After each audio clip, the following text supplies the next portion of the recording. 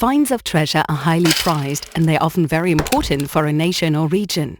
This means that treasures are particularly vulnerable in times of war. They may be stashed away by their owners or looted by the enemy. In autumn 1939, 1 month after the outbreak of World War II, the collection of Norwegian antiquities in Oslo evacuated its most valuable holdings, including the Hoenschatz, a find of Viking Age gold. Dating from the 9th century, the treasure was taken to a safe hiding place in the small town of Fagernes, shortly before German troops occupied Norway.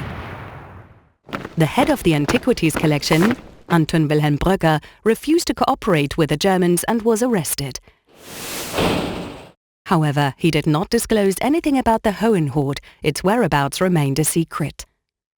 It was only when the occupation of Norway came to an end on the 8th of May 1945, with the surrender of the German Wehrmacht, that the treasure came back to the museum. Brugger was delighted that this cultural asset, which was of national significance, had survived the war intact.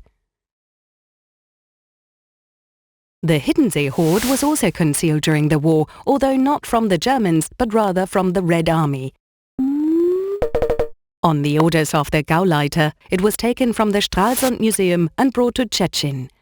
Museum director Fritz Adler petitioned several times for it to be returned. He evidently harbored doubts about a German victory and was concerned that the jewellery might disappear if Szczecin was occupied. Shortly before the city was surrounded, he was indeed given permission to retrieve the jewellery, although it is not clear how he managed to do this. Once back in Stralsund, Adler deposited the jewellery for safekeeping in a metal strongbox. Together with his wife Waltraud, he then buried it out in the country. The treasure was not dug up again until 2 years after the end of the war in 1947, when it was promptly confiscated by the Russian commandant's office in Stralsund. Its whereabouts remained uncertain for weeks. Adler made every effort to secure its return. The jewellery, he said, belongs to the city of Stralsund, a reference to the treasure's special connection to the region. However, he only got it back when he threatened to inform the Russian authorities in Berlin. An order issued in 1946 stipulated that everything should be returned to the museums, which were to carry out educational work to help build democratic ideals. German museum holdings were also brought to Russia as reparations to compensate for the cultural assets that had been stolen or destroyed by the Germans in the Soviet Union. Many of these assets were returned to the East German state in the 1950s as a mark of friendship between nations. Other objects are still stored in Russia to this day, including this gold arm ring from the Viking period. It also comes from the island of Hiddenseer and was among the first cultural assets to be sent to Moscow in 1945.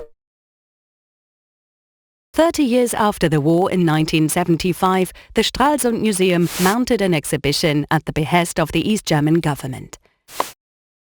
The focus was on the Hiddenseer hoard, not as a cultural asset that had to be rescued from the Red Army, but as one that it had saved. The treasure was used in support of a pro-Soviet political narrative. Thus, it is possible for the concealment, theft, and restitution of gold treasures to be co-opted for political ends, depending on how the story is told and by whom.